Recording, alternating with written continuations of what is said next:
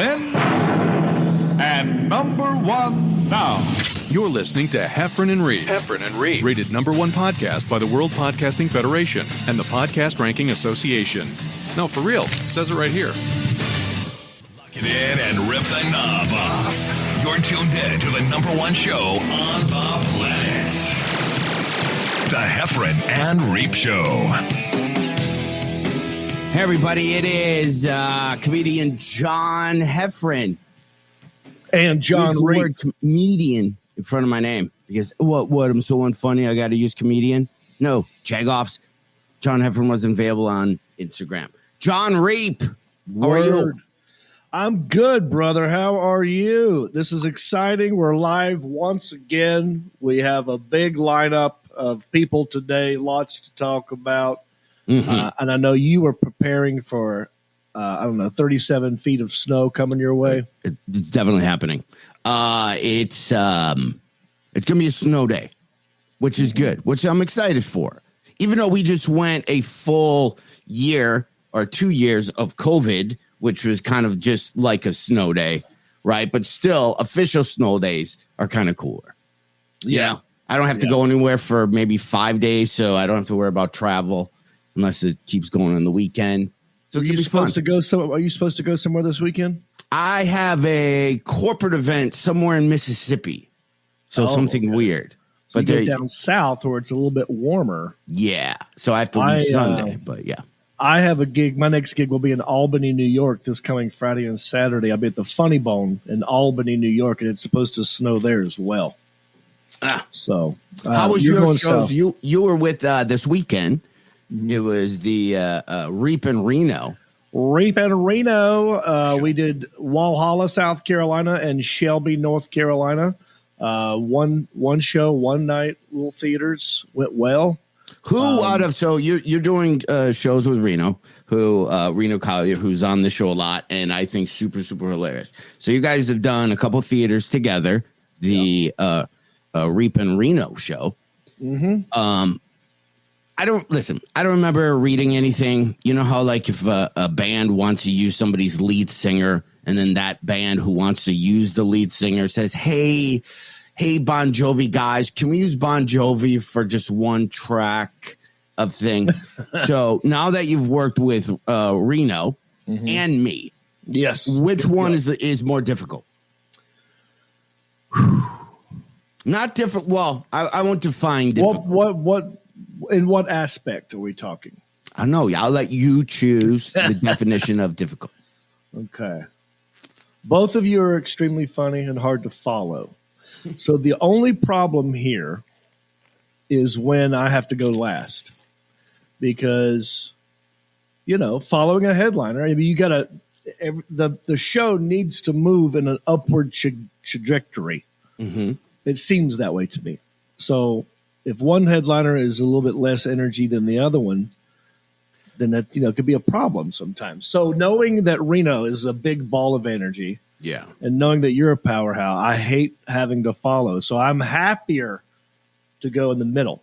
And I do feel like when you're co-headlining, even though you're co-headlining and both of you are supposed to do, 45 minutes or whatever that is, I think the guy in the middle has some duty to the guy behind him. I feel like the guy in the middle needs to not go to the crowd as much. Yeah. Don't open up Pandora's box. Maybe do 40, not 45. And and just save a little bit at the end. Yeah. But who's wound? I'm probably more wound tighter off stage and prep. Reno has a lot of questions. Reno likes to talk a lot. You don't. Like you'll just do your thing and split. I know you guys got stressed when I was driving that one day when we were doing here in Michigan. Yeah, I didn't have to drive with Reno at all this time. Oh, okay. So I was in my own car by myself, which is fine. Reno is not. He just has a lot. He just has a lot of. He wants to do a bunch of them. I'm like, it's going great, man, but I got a lot of stuff coming in. Just Reep, and I like that as well. I get more money that way. So I have to find the right balance. You're probably getting that from both of us because I always blow up your stuff going, we gotta. Here's why I do it. I'm so bored on the road now. Like, we'll talk. I know we have guests, so I don't want to. Yeah, we're gonna get to Tammy here in a minute. Okay, let's say hello to our first guest. Wait, won't you introduce her? Oh, I didn't make one of those things like I made for Kevin for her. What are you talking about? No, let's just look. You know her. I know her. She's one of the funniest comedians on the face of the earth, and we've known her for many, many, many, many years. Many years. She was also a veteran of Last Comic Standing and done a lot of USO tours, and we're happy to have her right now. Why don't we welcome to the show the always funny, beautiful Tammy Pescatelli? Huh? There she is. And that's Tim. you need a glaucoma check. Thank you, John. And John. Come on, man. How are you, Tammy? Where are you at? I'm at home. Look at my fake moving green. Oh, you got one of the green screens that fit on your chair? Yeah, because look at that. But it's like see all the cool stuff that I have behind me. But the thing with like a peacock's tail feathers, Yeah, and then I can take it off and put it away, and then I can use it to block out the sun in my car when I want to sleep on the road. Yeah.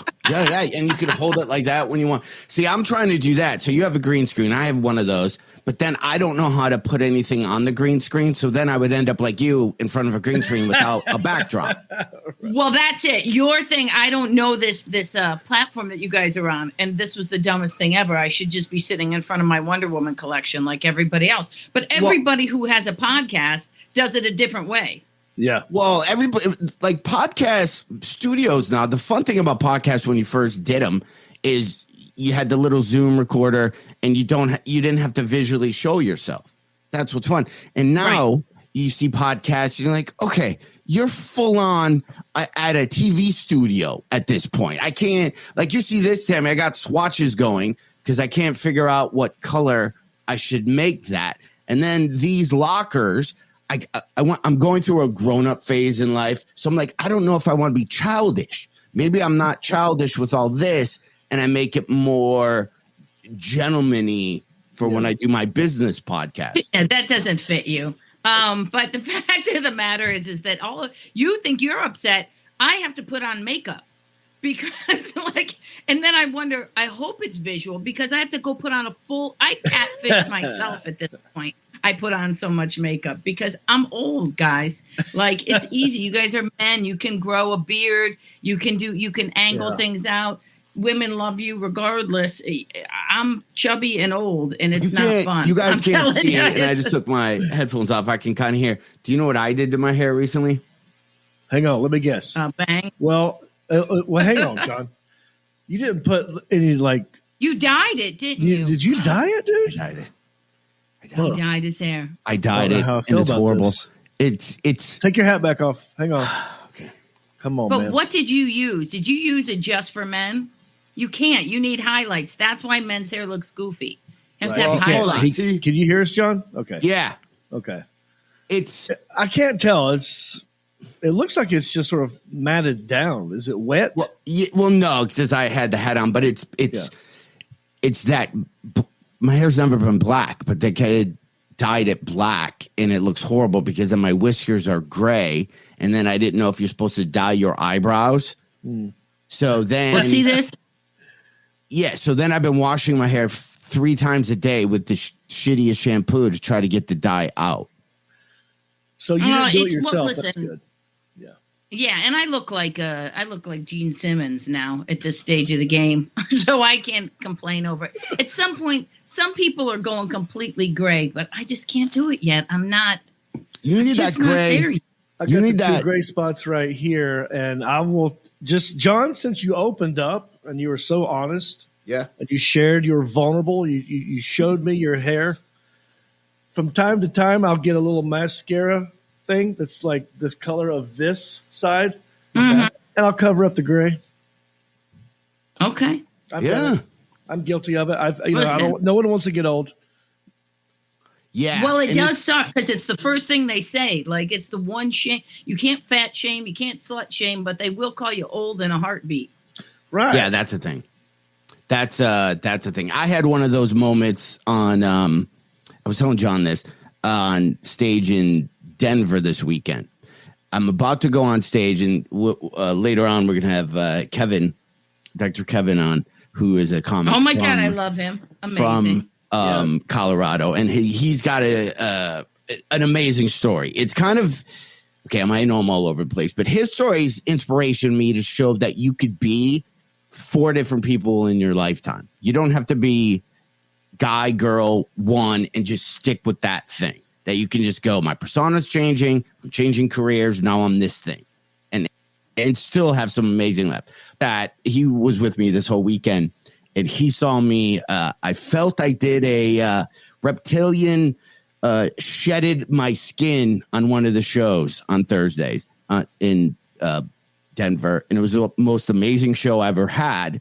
But I came out of it chemically changed in the sense of who I am on stage, and he witnessed it. I was on stage to show you because you both know. Get your penis caught in the microphone again, John? Yeah. Is that what happened? Yeah, I am lazy. So if I get to a club and they go, how much time do you want to do? I go, what's the league minimum? I'm doing the least amount that I can do. This show, I was on stage for almost an hour and 40 minutes. Wow, Eddie Griffin. Yeah. I was one of those guys. And I just had this spiritual moment on stage, and it was super fun. I won't bore everybody with it, but. And were you able to remember it the next day? That's the thing. No, it was Wow. It was unredoable. Like it was one of those shows, right? There's somebody in the front row talking to him, and it kind of went so deep and weird. I don't know if you could ever repeat it, you know? So you did a whole improv. I was on stage. We'll ask. I was probably 40 minutes in before I did the first joke. And at the Denver Comedy Works, which is the one that's not downtown, the one that's in the green south. Yeah, that south. place is amazing. Anyway, yeah, that's how that happened. Good. That wouldn't have happened if I was at a Funny Bone second show Friday with that club, 200 comps. Specifically that one. I mean, yes, all Denver Comedy Works are amazing. It's arguably the best comedy club in the country. It's right up there with Zany's for me. Those are 2 of my favorite ones. But both of those clubs are great. Now, the one that's the South one is a little bit more preppy or yuppie. It's got a rich vibe to it. A lot of rich older people who come in there and kind of be like, don't even know who you are, and kind of go like, entertain me, kind of a vibe. Yeah. Did that help you is that a reason why you decided to go off and just, what did you do? I had this thing because I think I was online and I was talking with, I'll say these people nameless. Somebody was just kind of popping off about a few YouTube comics and just how diva-y and how much hand-holding they needed and stuff like that, which is not the persona. If you see them on their podcast, they're very very macho men, but then you hear just literally how babies they are. So I was just like, you know what? I'm so sick of not, because obviously all the Rogan stuff is happening, and you go online and then everybody's like, Spotify's #1 for sticking with Rogan, and then I get pissed going, oh, you mean the platform that took all of my albums off because they don't want to give me $200 a year? That platform. So, right. We said that, and it dipped. No one cared. Nobody cares. Like it's there are minimum of 50 comedians whose all their albums are off of Spotify because when you get paid per stream, I think it's maybe for every 1,000 streams there are 3,000, but it's literally 0.00043 or something like that. However that works out. In a bunch of comics that are represented by the same people go, hey, you can't just have free content. Can we get 1 cent for every 3,000 things? And they went, nope. And then they pulled everybody. These took all mine off. You can't find my albums anymore. And I'm a nobody. But they also took off, like super powerful guys. So when I see all the Spotify stuff, I'm like, I know it's very selfish. What people also don't understand is that's really also that kind of mailbox money is what we kind of called it, is what got comics through, because we weren't allowed to perform live. So finally, for once, we were recognized when Spotify and Sirius and all those other platforms came up. Not only did it copyright our material, so then if someone did take it, you could go, hey, this has been copyrighted a while ago, but also it gave us some money, some income, something that was coming through to pay bills. I wouldn't have made it through without a Spotify and a Sirius. Yeah, seriously. So that show, so I walk out, I look at the other Denver comic, and I was freaking out. I looked at him, I go, dude, I don't know what I want to say when I get on stage.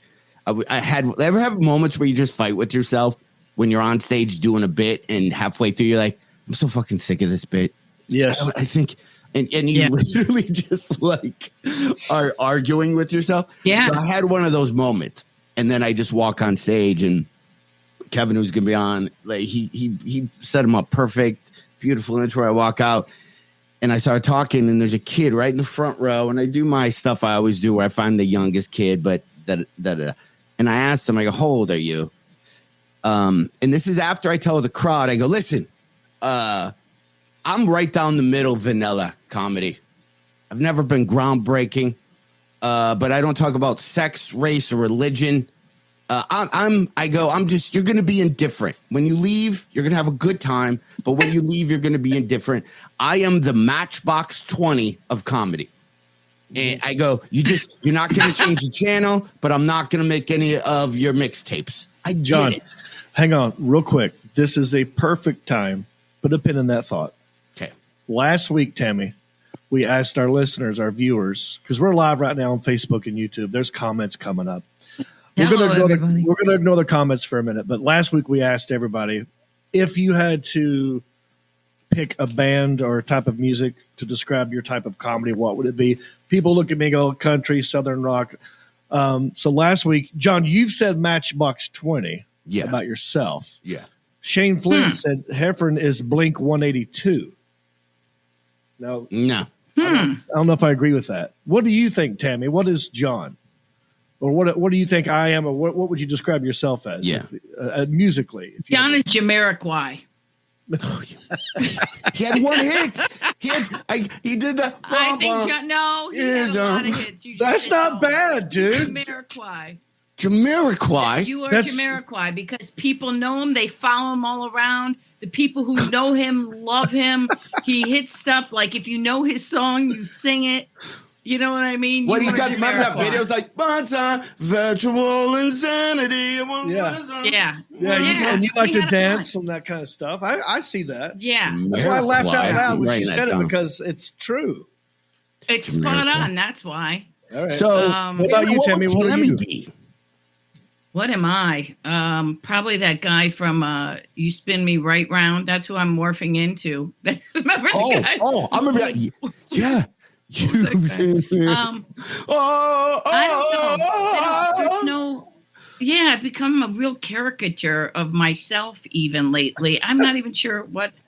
I mean, I'm little Tiny Tim, maybe. Well, I would do something because everyone likes to put you, because I sound Southern, so you would maybe say country or Southern rock. Yeah. And I think of Tammy, I would think something like Italian, something like Sinatra, or like some sort of a crooner. If there's like a female crooner type of a thing. Well, I'm so chubby now. I look like the fat girl from Heart. So that's probably I'm like half a heart.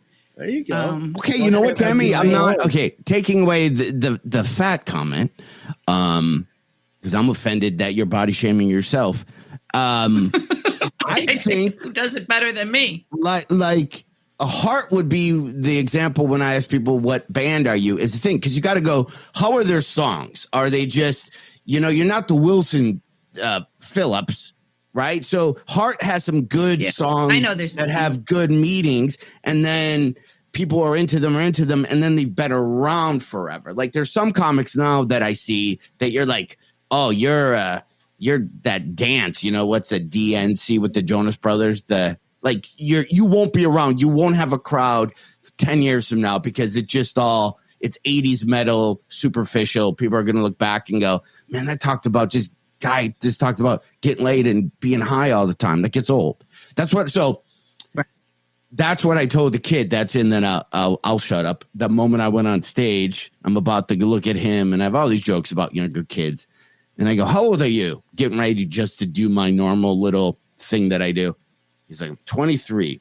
And then I just stop and I go, I don't want to fucking talk to your age. And I took the longest pause you could think, because I was like, in my head, I'm thinking, I'm not doing any of my jokes about younger people. I'm done. I'm done talking. I'm done. And then I looked at him. I go, I can't pander to your age group. Your guys my age that want younger audiences pander. That's why they're dancing on TikTok. That's why they're talking about pot. I go, listen, I'm an adult. I do drugs, but I don't talk about it. And that's what a gentleman does. That's great. That's great. And it was I think opening.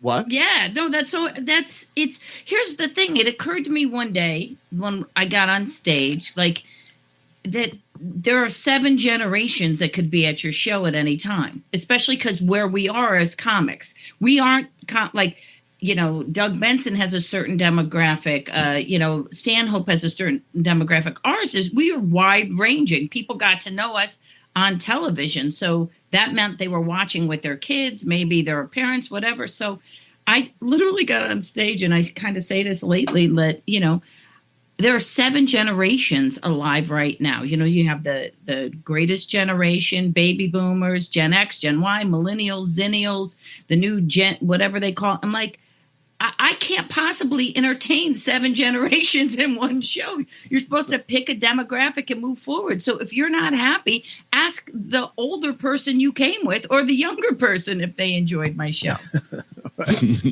But that's why I was trying to do the music thing, going, like, not all bands are for everybody. And I think it's, Well, I'll tell you what Rick Sanford III said. That's another guy who.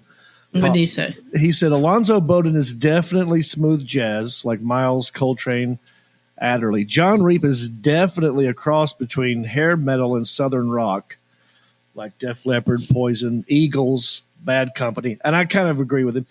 John Heffron is a radio that is stuck on scan, and every radio station pops up for a minute and then moves on. I like that. It's like it pops up, you hear it, and then it moves to the next one. Hey, Reep, I just decided, who you would be, Reep? Would I get your vibe? Again, I'm including work ethic, stage performance, live shows, musical content of the songs. I would go, you're maybe 38 Special. Oh, I like that. Not Southern. 38 Special. 38 Special. Yeah, what do they sing? Yeah. What's a hit? Oh. What's one of their They hits? come to Atlanta. I'll play it for you while we keep talking. But yeah, get it. Well, here's the thing too. I think that people. It just also depends what they meant to. Like, I'm also very White Snake, by the way. Yeah, because I've been down that road before. All of us together are Journey, though. I think we're all like Journey. I think we've been substituted by the younger guy. You know what I mean? I think we're all right. That's hilarious, right? Journey. Everyone loves us. Everyone knows our songs word for word. There you go. They love us. I think, I'm jelly that you're on tour with Reno. I've been dying for all of us to go. I mean, really seriously, I don't know if we need to call it a festival and show up someplace, but if we all went, the both of you, myself, Alonzo Reep, yeah. Reno. What's his name? Reno, who I love. I can't think of his name. Well, you got Reno. Old. Well, Reno Collier. That's why I wanted to do the circle of friends kind of thing. I want you, Hef, Reno, Greg Warren. Maybe it could grow, but like guys like us, we were thinking. Well, John, you were calling us journeymen, or what was it you were saying? We're the 6 men off the bench. I like this song. This is Reep. Did you ever have a dad who tried to fix up a wall? Did you ever? Right. I see ridiculous. it. I got to go look up and see what they look like, too. The lead singer comes to the Atlanta Punchline every time I'm there. Also, this is their big song, too. It was 75 degrees. It's going to be about 80 a little bit later. Don't forget, everybody, we'll be at the docks all weekend. Make sure you show up for the Z97 is your choice in classic music. Hey, Joe. Pretty good. Yeah, you know it. That was good, John. That was a good talk up, John. That's good. Maybe you can send your tape out. We can get you another morning show without someone who was on TV as a child and hates themselves and hates everyone around them. But you know what I was thinking about too, guys? We should get an RV and travel, and we'll just play trailer park after trailer park. So, okay. Well, I've talked Tammy, about this before. It'd be great. I can make this happen. Okay, so I have master plans of just controlling all of Michigan, right? And my goal in life would be I do a month's worth of shows in Michigan, and then I sit on my know ass. you talk about them all the time. You don't hook anybody up. I did it with Reep. Ask him about the bowling alleys. I had an idea, and I followed through with it. He was there. Yes. He saw it. He did it. Call Zoe right now. Zoe and I were talking about, because Zoe and I have been doing stuff together, and we feel like we should call you when we're together and go, hey, how about that? We're doing stuff. Here where I live, there's a 400-seat outdoor theater a mile from my house. There's a 300-seat theater within an hour of my house. You guys come to my house. We make some of them, but you haven't even had Michelle's cooking yet. It's you don't even know. We haven't even met her. I can't wait. It's the most unbelievable. I can't wait. I got home. You got married. I got in the house last night and it smelled like cookies. And then I walk in another room and I go, "Is that stew?" And then I came out and there was mashed potatoes and stew and cookies. And then I got a welcome home and I'm like, what? Anyway, see what happens when your dogs die? Yeah, you find true love. So here's the deal. Let's make this happen. I can. So yeah, I don't know if John will be part of it. Well, this is the start of it, guys. I mean, us talking as much as possible every week, rotating people in and out. We start with a core group. We build it, and the Reep and Reno ones, Reno's making that happen. I'm just like going, okay, so I know. Well, and I love Reno. I think that I've been wanting to work with all of you guys. It's definitely time. And when are we going to do it? If we don't do this now, I mean, what are we going to do? The retirement tour? Yeah. Where we make our way down to South Florida and then just stay at whatever home has us there? But let me tell you about the retirement tour, Tammy. We're also almost too late for that. They have these things, if you want to perform where all the retirement people are. They have showcases, just like when you were 20 doing NACA showcases. John, let me fill you in. I once sat in between a Judy Garland impersonator and an Elvis impersonator and thought, how fast could I choke myself to death? Yeah. Because that's where I was there. So they're already booked to like 2030, which is good because we're going to be the perfect age. But if it was me, Reep, you, and we could Reno or Alonzo, but if you put Alonzo in, then there's a little bit more of a theme. We should do that. Who would not want to see that? We all do 20 minutes. Nobody's crazy. Nobody talks to the audience. You go up and do 20 minutes. We go a thing, and we're done. Yeah. I think your child just fell off of a table. I just kicked.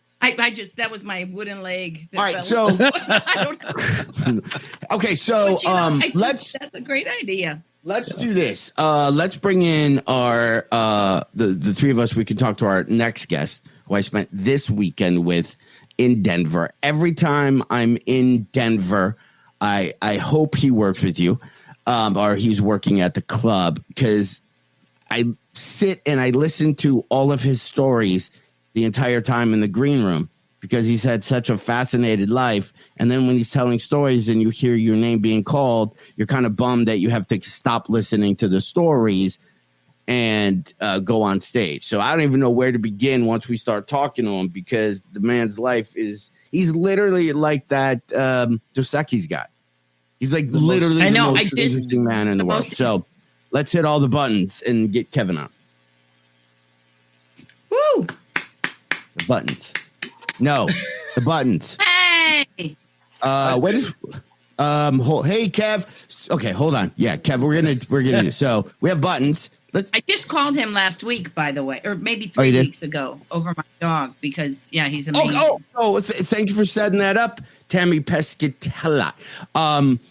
We're going to talk to this guy coming up. Is Kevin, but he's on a bunch of vet TV shows. He's a vet. He's a vet by trade. Every time I've seen him, I ask him dog questions and people always do that. So right now in the comment section, because we're not looking, if you have any question that you would want to ask a vet, this is the time. Not an army vet, so a veterinarian. If you have any questions about your animals doing this or that, what do I do with this or this? At the end, Kevin, we will all answer them. So in the comments, if you have any questions about your animals, put them there. Okay, now we'll hit. He's not a regular vet, by the way, too. He's like a guy that goes down and tags polar bears. Yeah, polar bears, penguins. He's got so many conservation type things going on. He does. Tortoises. I literally think there are 3,000 tortoises swimming in the ocean that has had his finger up their behind. Literally 3,000. So there we go. It's probably a support group. Okay, now we'll hit the buttons and have Kevin on.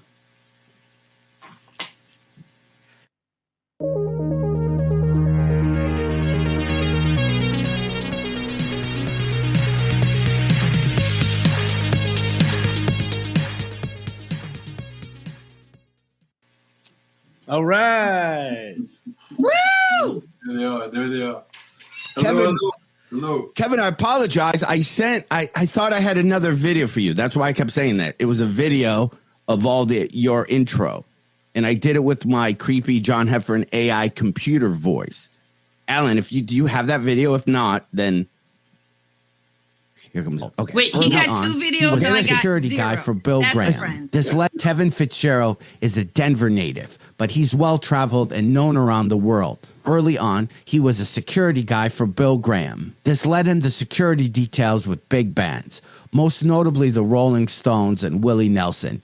He's been a vet for 26 years at Elaine East Veterinarian Hospital in Denver and a stand-up comedian for 22 years. He's best known around the country for Animal Planet's reality series Emergency Vets. Please welcome Kevin Fitzgerald. That's an old thing. I've been a veterinarian for 40 years and doing. Well, also, Kevin, I got to be honest with you. On that bio I got it from, it said you were 57. So I just didn't retype the math because I figured I'm 70. I would have been, 71, but I was sick a year. But I'm 70. I'm 70, but I can read it. I can read it at 71-year-old level. Okay, John. By the way. Here's what I don't even know where to start with people. If people who don't know who you are or they're watching this and they're like, well, who's this guy? That's easy. Well, but you have such an amazing life that it always kind of, for me, I always love hearing about I don't even know how many lives before, because you're a comic who's performed forever and unbelievably funny. You're also a veterinarian, but then even before that life, you did security for some of the biggest bands that ever exist. And you have the craziest stories about, you worked for, Rolling Stones, right? I did. Willie Nelson. I worked for Willie. Willie's the best. He knows every joke. Willie's so funny. He's like, how come Hitler doesn't drink tequila? It made him mean. That's a Willie joke. You told me so. Like I don't even know where to begin. So we'll just kind of start life. So you are a young man, and did you live in San Francisco at the time? Is that how you got with Billy Graham? No. I started off here in Denver, and Barry Fay, my promoter that I started with here. Barry was revolutionary. He was farsighted about tours. And he revolutionized the modern tour and went to the Stones and said, listen, right now, when tours come over, you have to deal with a different promoter in every city. and there's a nut cutting in every accounting room about how many butts were in seats. So he said, I'll sell every ticket for the whole tour. And that revolutionized things. And so I was working at the door at a place, he told me, I'll give you Chuck Morris, his partner said, I'll give you $1.39 an hour. And we were, my brother, my cousins, we were fighting in supper clubs, and they saw us fight it, the Golden Gloves or whatever. And so they hired us to work the door at places.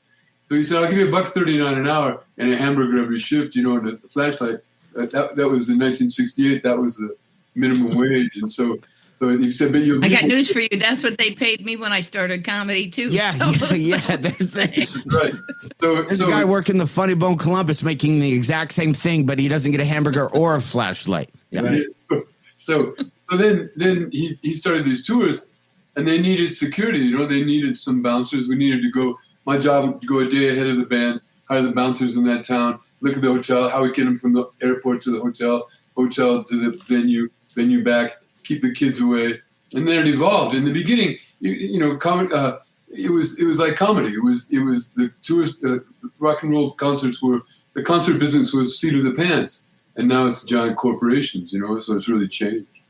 So you, at that time, you ended up then starting, what are some of the bands that you've done security for, or that you feel like, I've heard you just mention randomly some of the biggest rock artists ever, and then you would tell a conversation like it was just you hanging out with them. So who are some of the, you're working for them, but they're people, so they talk to you, and so I worked for anybody that Barry put out on the road or Bill put out on the road, later on I worked for Graham, and so you work for different bands. I worked for the Parliament Funkadelic, I worked for I worked for Jefferson Airplane, I Grateful Dead, worked for they hired the Rolling Stones bouncers, the Who did afterward, and so country bands. I worked for Willie and Waylon, Emmylou Harris, anybody that was out on the road between 69 and 85 when I stopped.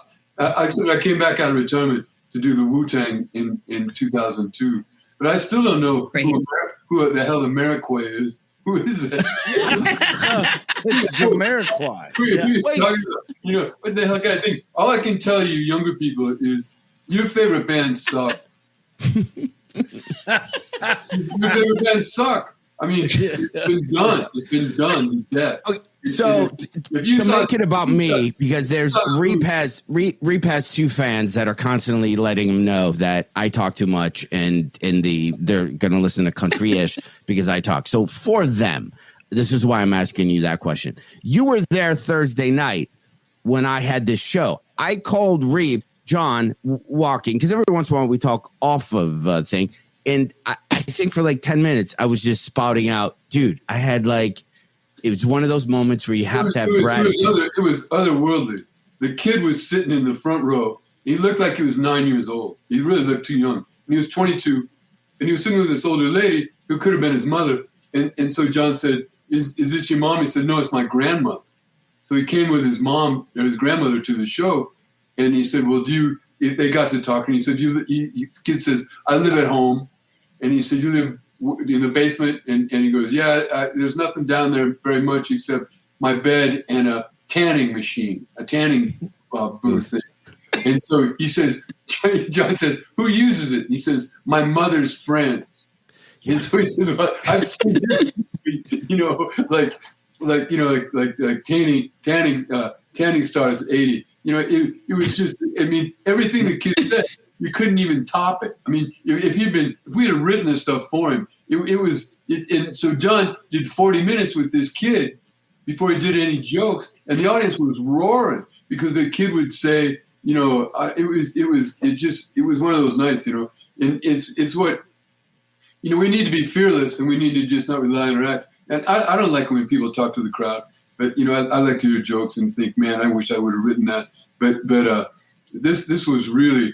The kid with the banner between the two of them was funnier than not funnier than his act, because he came out and got a standing ovation after that. But it was really something to see. It was one of those things where you go, right? We have so many just crap shows, and John Tammy will know where you call up afterwards and you just kind of go, what are we doing? Fuck this. And then every once in a while. I get those calls. Reep gets the good show calls. I get the crap show calls. Yeah. But anybody who works with Kevin is excited. Like when you get to Denver and you see that Kevin is working with you, Kevin, you have to understand I'm not just saying this because you're on there. Like that is a big deal. I'm bummed if I don't get to see you in Denver. Well, you're very kind to say that. I think we're very lucky. Truth, right?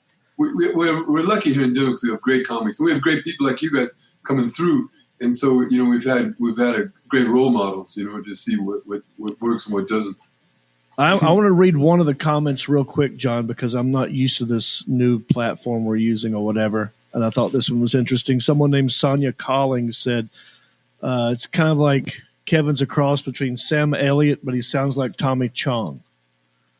Yeah, right. I work for Tommy Chong. Oh, yeah? Of course. They were the opening act for Santana. So when I was bouncing for Santana, they came out and I think he stole my voice. He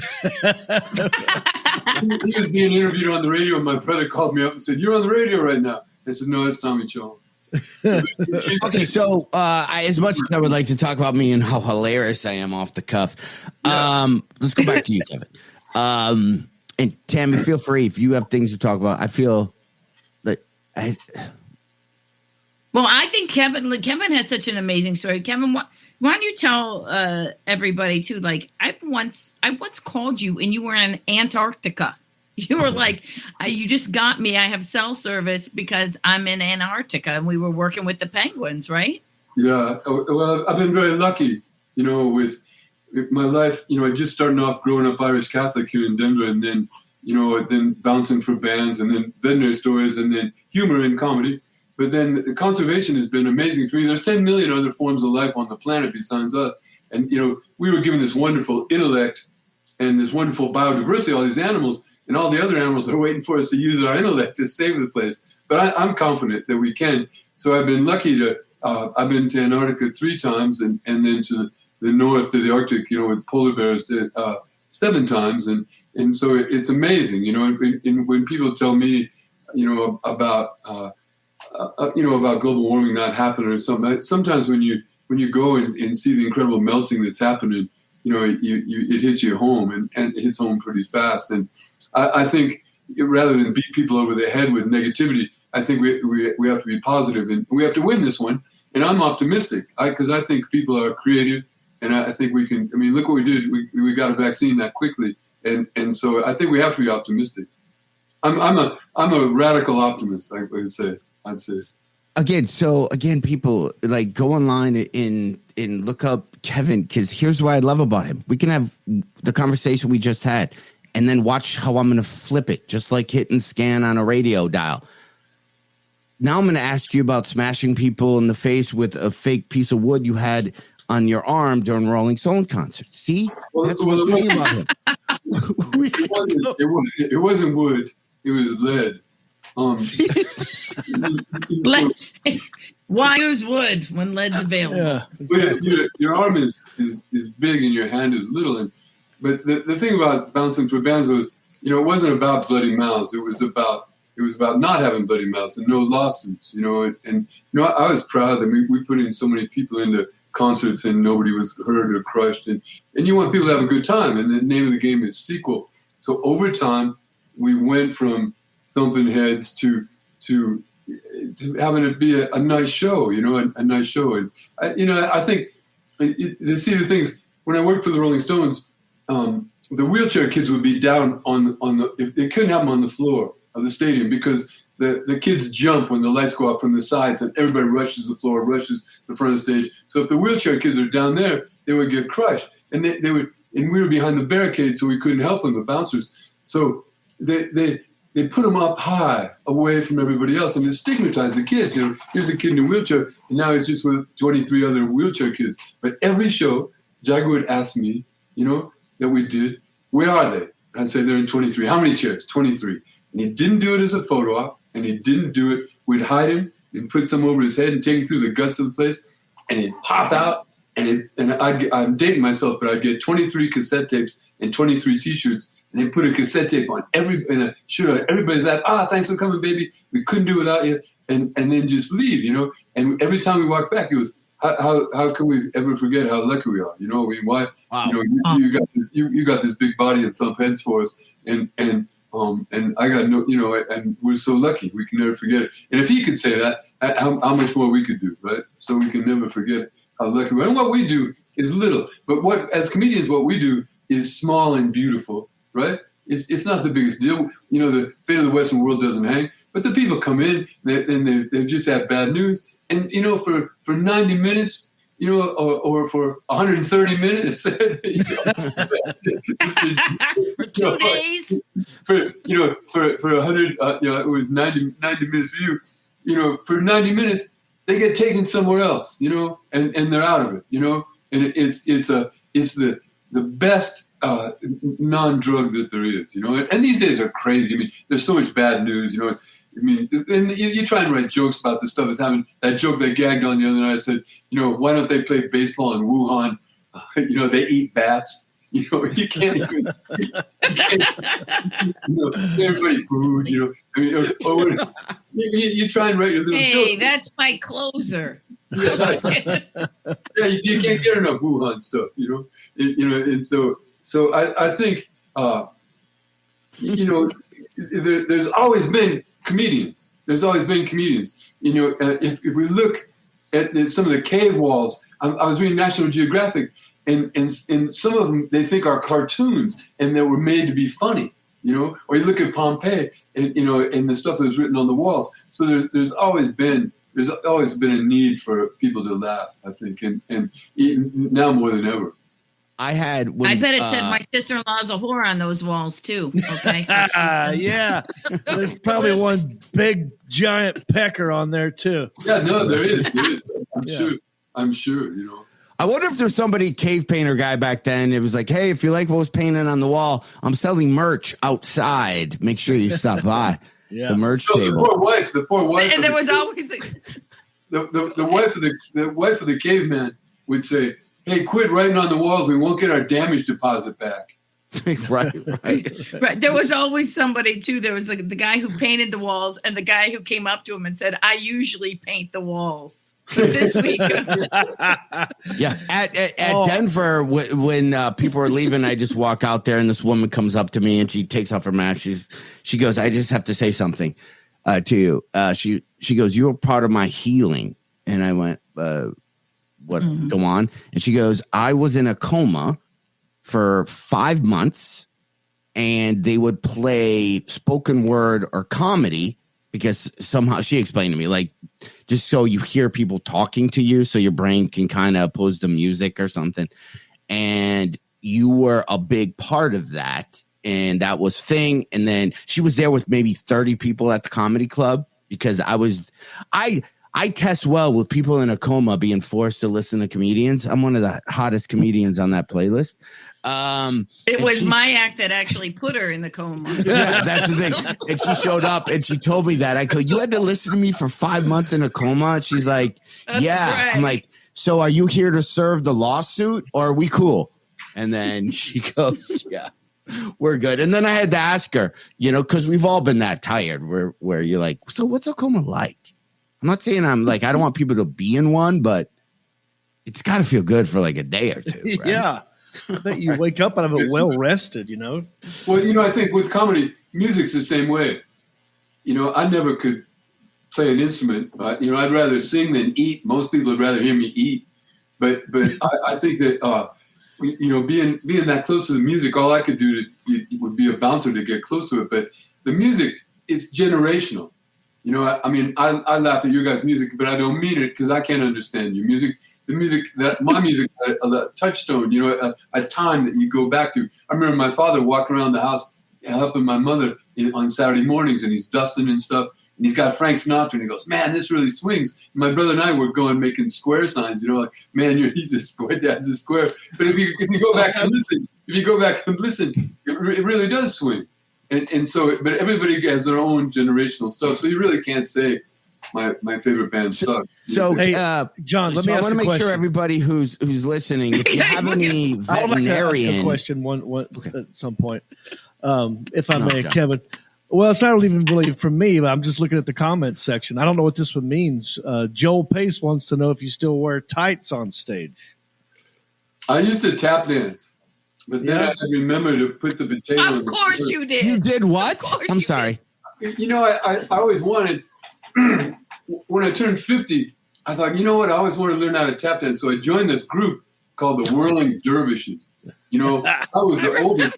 I was 50, and the second oldest was 8. But he got a lot of the solo. There was a 6-year-old and 2 5-year-olds. And so it's when we had the show on Animal Planet. So anyway, I wanted to learn how to tap dance. So I went and I told the woman, and she goes, yeah, we don't have adult things. You can join this group. So one day I was smoking a cigar, waiting to go and dance with my troupe. And one of the mothers said, whose father are you? And I said, you'll see. And I went and they threw me out of the troupe. But they were holding me back. So I put it in my I used to take my pants off and have tights on and then tap dance, and that was my closer. And so That might be one. there's something really good about an old guy dancing, you know. And Yeah. and so it was endearing, and I don't know what it was, but it was. Kevin, don't say anymore because John's already thinking. Hef is already trying to figure out how we can sign up for a tap dancing class. Oh, right no, okay. now. So with that, Tammy, you have us all joke, Tammy. tap dancing. So I was telling Michelle 2 weeks ago. See? I said there's a thing I saw called Tap Fit. It's like Tybo. What's Have you seen Tammy, it? It's you should start a psychic Reep. hotline, Tammy. it's called Tap Fit, and the whole thing is you do tap dancing to stay in shape. Yeah. Heffron will want to tap dance. Yeah. She called it. That's great. That's fine. By the way, what I was going to say, John, is if you have any questions about your animals, Kevin might answer a few. I just want to make sure we get those in. Because I would do that. Every time I would go to Denver, I had 2 old dogs. And every time I see Kevin, I would just bring up my old dogs. And I'd always try to get out of them, how long do they have left, right? So it was like, you know, they're 13-year-old shepherds. I'm like, well, let's say I call them and they take a second to. And then over the years, so he's always been helpful. Mm-hmm. And then I told him. I saw some questions someone asked. Okay. Yeah. Oh, yeah. Go ahead. No, you go ahead. guys. But I saw that there was someone who she said, I have a 13-month-old timber wolf hybrid and now 2 of her babies that are now going on 7 weeks. I guess that's not a question. But does Kevin have anything noteworthy to share about wolves? Well, they've just reintroduced wolves here into Colorado, and Oh, wow. wolves are always here. The last wolf pack in Colorado was poisoned. Wolves were in every county in Colorado until 1913, and they're amazing animals. The last pack here, they did a football-shaped elliptical route that they covered every 10 days. It was about 60 miles long, and so they're a pack animal, and the younger males will eventually push off the older ones, and the old crippled guys become lone wolves that they can't keep up, and amazing social animals, and our dogs came from wolves. Even Mrs. Thompson, my little dog, and came down to us from wolves, and wolves only wag their tails when they're puppies, and so Oh, I did not know that. So our dogs have kept a lot of baby things so that we'll feed them. Some people think dogs are social parasites, and they told it. Some wolves told each other way back when, hey, if you follow those guys and wag your tail, they'll throw something at you, and, a chicken or a pork chop. So, but they're amazing. They can recognize our facial expressions. Dogs have, and wolves, if you look at them, the position of their tail, their ears, they're really social animals, and that's why I think they fit so well with people. I think that dogs aren't man's best friend, but they're wolf derived, and wolves are really interesting animals. I think, but I don't know how compatible they're going to be here in Colorado with livestock. So we'll see. Well, Kevin, so as here, This is what John's going to now think of the name of our tour, the Lone Wolves Tour. Tammy, you don't. Thanks. Okay, so Kevin, I have a question for you, Tammy. But do you remember what I said? One of the biggest things I said on our season of Last Comic Standing that aired in 1976, right after Sanford and Son, right after White Shadow. Yeah. Do you remember what I said on that? I remember after the lone episode wolf? 1, I look at the camera, right? I'm the Lone Wolf. And I go, I'm gonna be a lone wolf. I'm not getting more things. So I've always been a lone wolf. Wow. Tammy. Anyway, so Kevin. Wait, hey, what about That's what penguins? we'll Let's call talk it. about penguins. Yeah, let's talk about penguins. Scott Not in Reese- Cedar Rapids. Scott Reese wants to know, is it true that penguins, and I don't know if this is true, do they not have a fear of humans, penguins? Well, it's not that they don't have a fear. If you realize it, that probably only, just a little while ago, no humans set foot on Antarctica, until, the beginning of this century.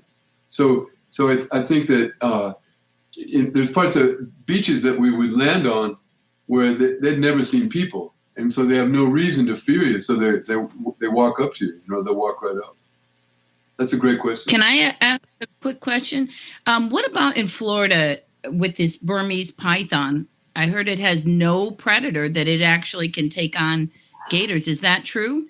Yes, my friend Doug Mader is a great veterinarian in the Keys, and I went out with him into the Everglades. And we used to think that they were just dumped, that people dump their pet, boa, or these are Burmese pythons. And so they. Right. I heard that they came from the earth or the hurricanes, right? Hurricane. That's what they had said. The hurricane blew from a pet store supply place and maybe 300 or 400 of them into the Keys.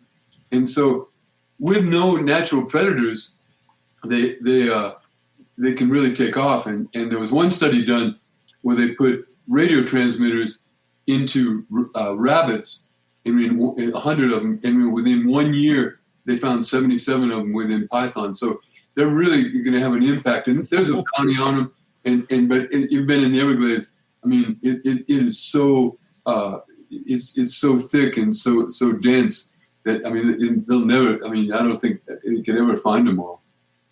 I've random.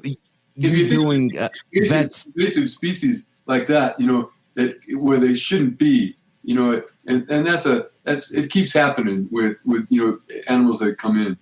Go ahead, John. I'm sorry. No, I was going to ask you as I'm looking at other questions. I don't know if we want to get into kangaroo vaginas. That looks interesting. Right. Joke. So I think you should isolate that clip right there. Yeah. I don't know. Here's what I love about Kevin. We can literally switch it, but I'm not going to do it to who was the coolest band. Go back to music. But I have a question. You just working at a vet place, and we had conversations in the green room about just various animals eating stuff, and you having to go in and retrieve it. You were telling me how horrible it is for cats to eat yarn because it's like bad news for the cat. Wraps on the tongue and then comes out and cuts you up. So, what are the things you've seen that animals have eaten? Oh, man. What have they not? I saw a chow eat a steak knife, a wristwatch, thong underwear that wasn't the woman in the family, so the husband was into the dog. Thong underwear, and the woman wanted him back after gone through the dog's intestinal tract. So wait a minute, you're kidding me. But You weren't supposed to tell anybody that, Kevin. I asked you that in confidence. The thing about it is that I think there's something about us. There's something about people that we need animals. We need the connection as we become more urban and live in these concrete cocoons. That we need to touch nature. And so I tell people get outside but the stuff that they can eat, I had an English bulldog and she was throwing up all the time. So I took an x-ray and there was something in her stomach and I thought we could get it with the endoscope. So we've got the scope in there and turned it on. There's a screen so you can see what it is and you can retrieve it with these little pinchers. And there was a face and it was a dinosaur. And my nieces had fed 26 dinosaurs with peanut butter on them to we got them all out. And, they'll eat it. And part of it's our problem because of boredom. They're bored and there's nothing to do in the house. So I think we have to safeguard their environment. But more talk about bands. Yeah. Well, I got a little nervous because I was watching the comments and then I saw something go, "Who's the ghost between Heffron?" And then somebody goes, "Tell me that I'm somebody else saw it." And right, you guys, I don't know what Jon or there's Tammy. Jon, if you saw something behind me, would you let me know? Or is that? Yeah, I don't know what they're Of course seeing. Yeah, I'm Anyway, trying sorry. to blow the screen up a little bit. I don't know. I think they're seeing, your music stand over there. Mm-hmm. There might be something like a shadow there. Okay. Maybe they don't know that Maybe you're evil. that you have all kinds of pain blues. Maybe you're evil. Yeah. Kevin, so Maybe if we go back to your bouncing days, who right, people always want to hear crappy stories about people. Out of everybody you worked with, who do you think of that when you think of them very fondly, going, that person was just a good person? Gladys Knight. Gladys Knight, the sweetest woman in the history of the world. Always remembered you for the next tour. Oh, how's vet school? How you doing? And had so much time for her fans, and just, Gladys Knight, Gracie Slick, the coolest ever, you meet these people and you realize that they're just people,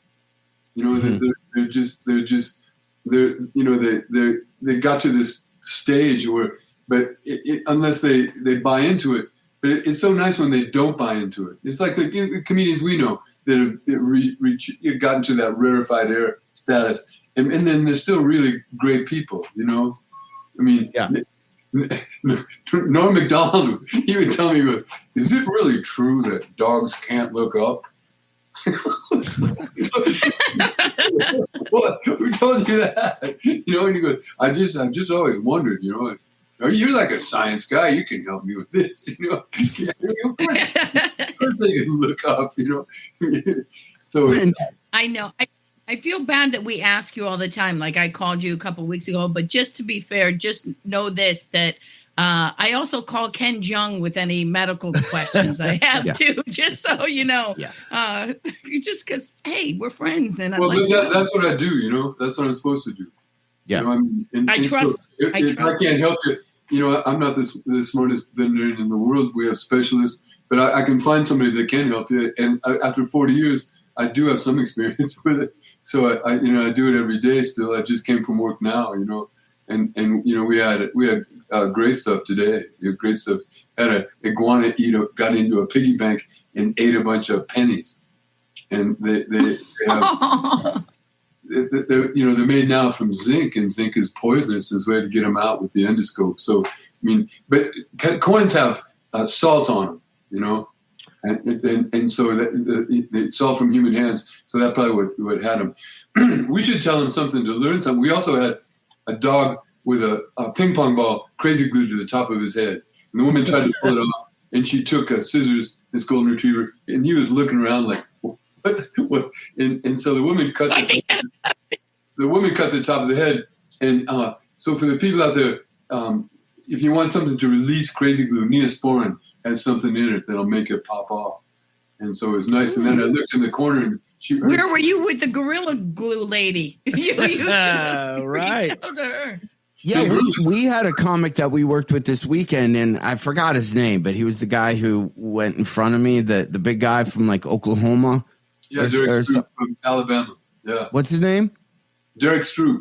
Derek Stroop. So he's one of those guys where when you see him performing in front of you, you just stop eating and you just kind of go, oh, I got to punch in. This is going to be difficult. He just gets on stage and murders the whole time. Super friendly. Wow. Just this bit, right? I mean, I even looked at you and I go, can you go out and just like read him a book for 2 minutes, please? Because then I'll take a moment. But he was telling a story about he had a cat and he was trying to make his cat look nicer and clipped all of his cat's whiskers.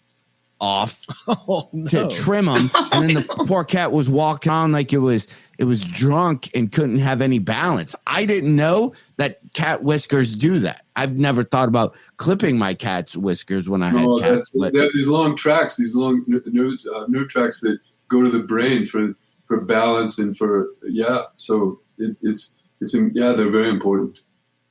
That's why old people get nose hairs. Right? That explains it. So You guys aren't old. You guys aren't old. Okay. I just turned 70, and they had a roast for me. It was great. You know, the community. I wish I would have known. I would have come out for that. It was so great, but I mean, you never think you're going to be, that guy, and it's not you, And I listen to my music.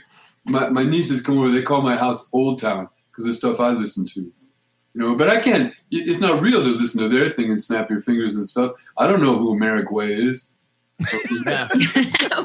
Wait, well, tell no, me Kevin, your not that favorite you roast joke. just didn't age yourself, but I don't think anybody snapped their fingers for at least 40 years. I still. Hey. I don't. Do people snap? I don't even know. I've not seen one TikTok snap video.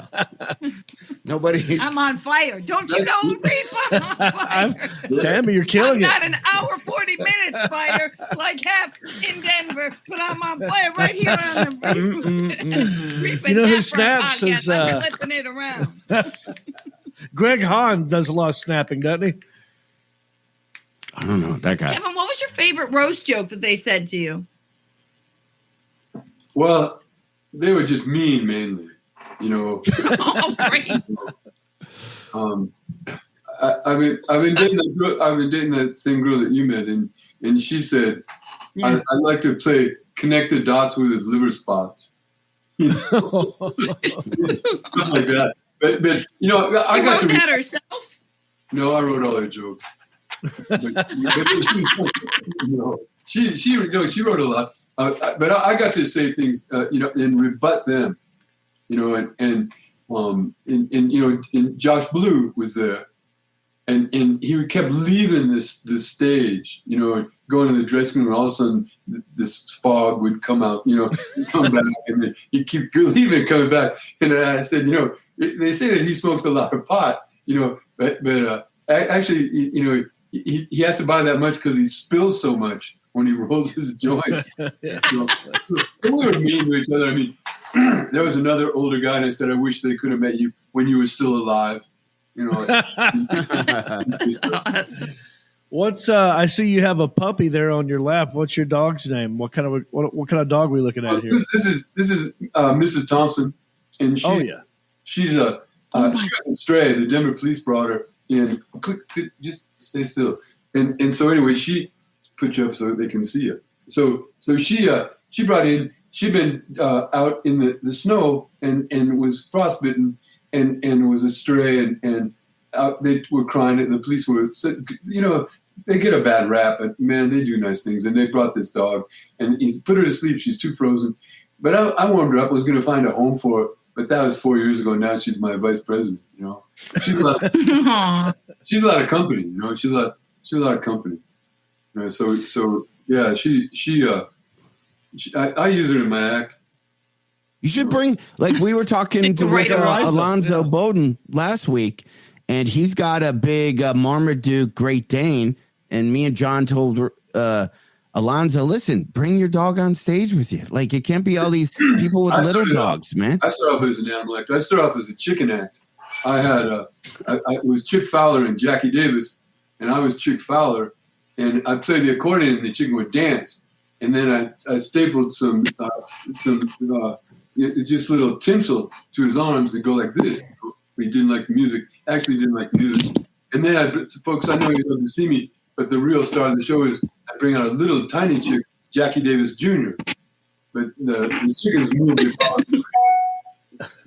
I can't read that. What does it say? Chicken man. Chickens, man. That's what he's thinking. Kevin, this is everything that Jeff is thinking. I know. Chickens, I love that. Man. I love that you can see it inside of his brain as someone's talking. Well, so 2 weeks ago we were talking about having chickens in the chicken coop. And then we were trying, I was like, okay, Kevin, did I not tell you about chickens? Yeah. Okay. No, Tammy, here's how amazing you are. I know you. I talked about chickens. I know you. We have been friends. We're like brother and sister. I know you. I told Kevin, I go, we want to get chickens. And then I go, but the only problem with getting chickens is then I got to create the entire world there, because now I got to fend off the coyotes to fight the chickens. And then we started talking about worm farming.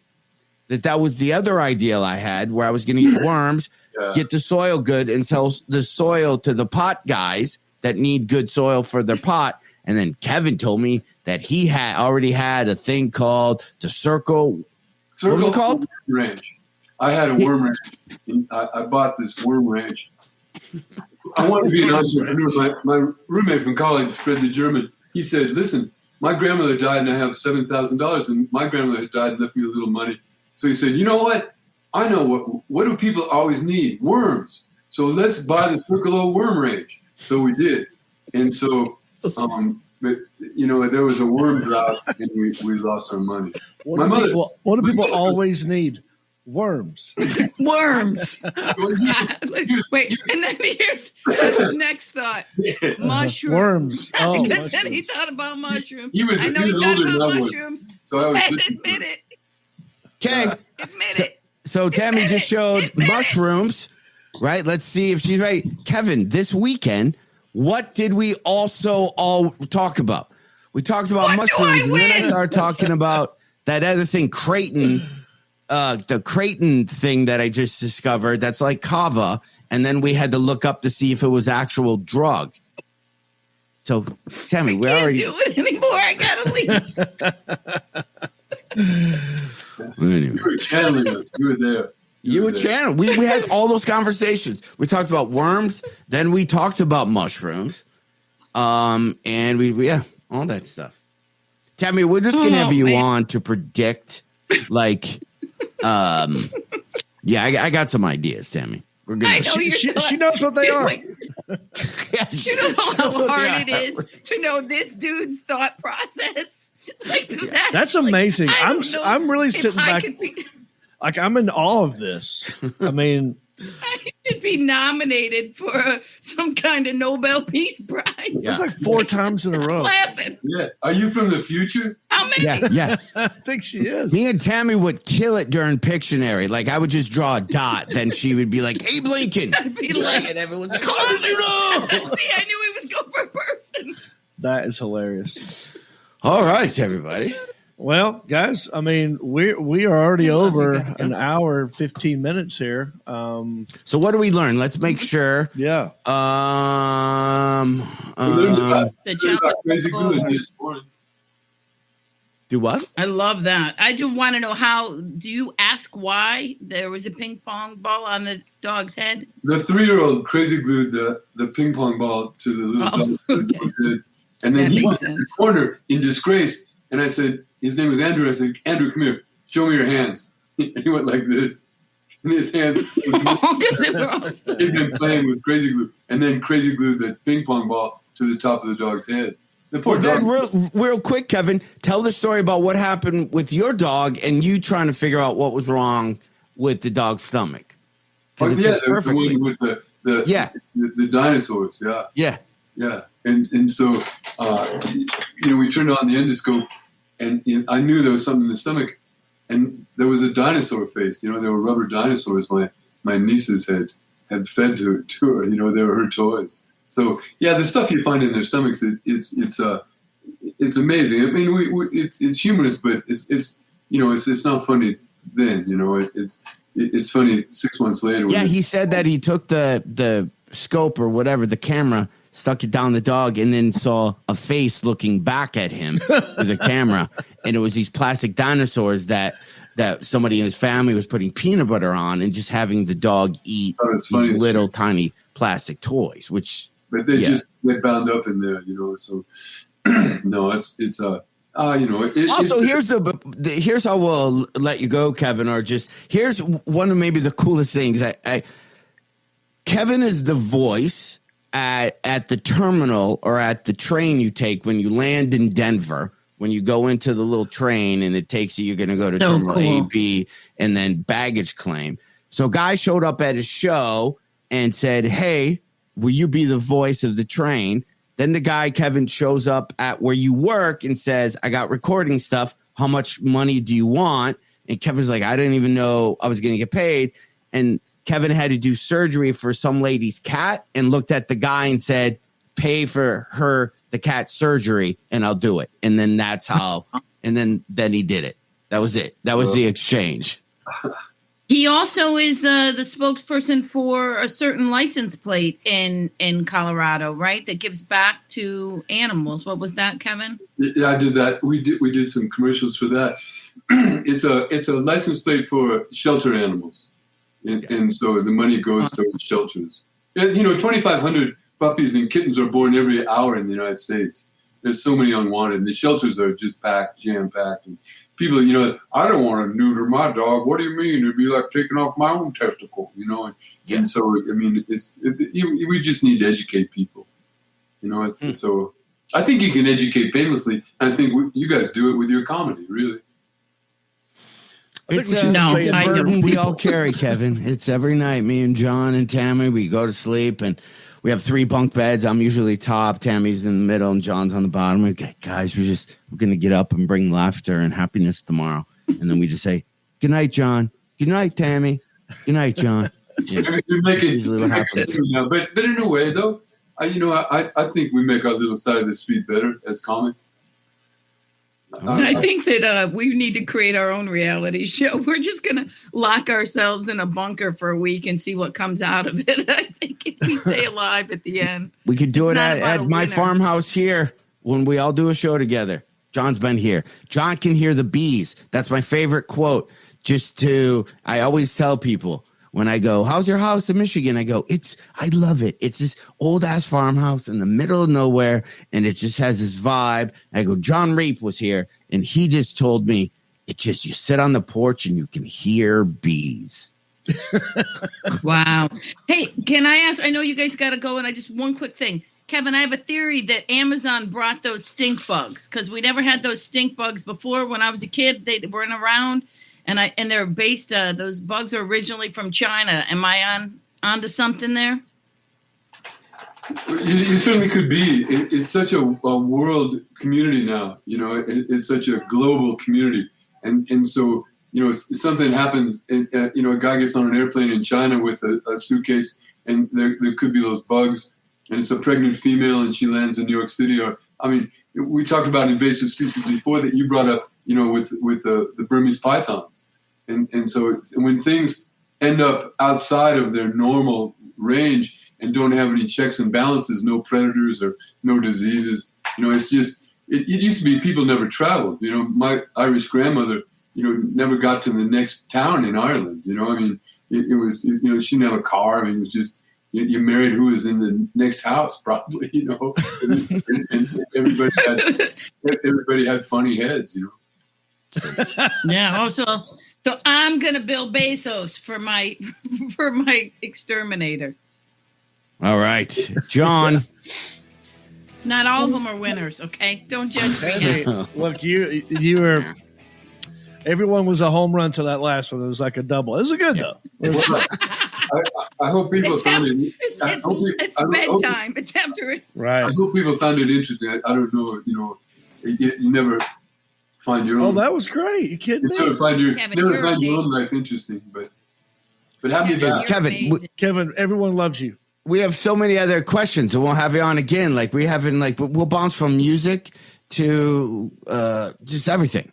Oh, there's his. Alan put his website up. Go check out his website, drkevinfitzgerald.com. I want to know if he's related to the F. Scott Fitzgerald. I really don't have a website. I haven't done anything with it, but I've been working on a book, so maybe that it's going to be good. It's going to be good. Well, we'll definitely have you on, and we'll talk about that. Pescatelli. I say Pescatelli, your last name. Where are you at in the next couple of weeks? John, I don't know. I'm kind of by you in Ferndale at the Magic Bag. When? 312. Someone come visit me March 12th. I'm in Philly and Helium next weekend, the 10th through the 12th. Just and, there? Columbus Funny Bone Awesome. Look at you working the Columbus Funny Bone. Just one day. Good. Both of you guys showing up Just there. one at a day. place. Just Yeah, on one Valentine's Day. Are you doing like a 4 Just o'clock one show? day. You doing what day are you doing? I would like to do a 4 o'clock show. You No. think that's an insult to me? No, If they would tell me that I could do a 5 o'clock bingo and comedy Wanna do show, it? I I have think an I'd idea. be down for it. We'll call it the In Bed by 9 tour. Let's do 4 o'clock shows. Let's do I'm 4 down. o'clock shows. We'll talk. On John, Saturdays. where you at in the next couple weeks? This weekend, Albany, New York at the Funny Bone, and then next weekend, Kansas City, Missouri Improv, Richmond, Virginia after that, on and on. This week. February 4th through the 5th, not January, right? Yeah, I'm sorry, February. 4th. Right, February. February 4th and 5th. This, I am at the Atlanta Punchline the 17th, 18th, and 19th. I was going to Rick Springfield on that Wednesday, but I have 2 tickets front row if anybody's interested. And then I'm in Indianapolis at Helium because either some comic got COVID or somebody fell out. That's the only reason why I'm there. I'm at Helium Comedy Club in Indianapolis the last weekend of this month. It's going to be a fun show, but I know somebody fell out. John, that would be another good name for you, the Fallout Boys. That'd be, It's literally, yeah. I think that's what happens. I think, Awayans couldn't show up, and then they have me rolling. But that's good. That's what I always said. And complain that you didn't sell tickets. I always said Somebody that- said to me, well, why are you going out? Don't you care about your fans? Garth Brooks canceled all of his shows because he cares about his fans. And I said, well, I didn't write Friends in Low Places. So I got to go to work. So please come I always said support that us. I was a disappointment act. Somebody else had fallen out. And so people are disappointed that I was there. All right, everybody. Don't forget to stream all of our comedy on every platform that exists except for one. Until next time, John, we need a closer phrase, I think. Oh, yeah, we need a sign-off thing. We used to We'll have Rick leave it. Sanford III would sign us out, but nobody. Nah, just- that's I know long. I know what John would say is the closer phrase. I just Okay. ran out of post-it Okay, we'll wait notes. for that. Here's what John wants to say. Here's what he's thinking in his head. Here's what John wants it to be. This is what one of John's thinks. He's thinking several things in his head, but one of them for sure is rock out. That's it. That's exactly everybody. Make sure you rock out and don't be square. And then we snap. Bye. And then Alan shuts off the show. Love you Bye, all. everybody.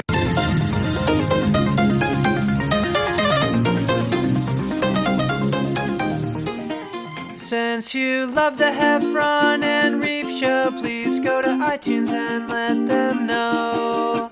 Rank the show and leave a comment. We don't care what you write, you know. They, Heffron and Reep, have low self-esteem. So please validate them by ranking them and making them seen. So no matter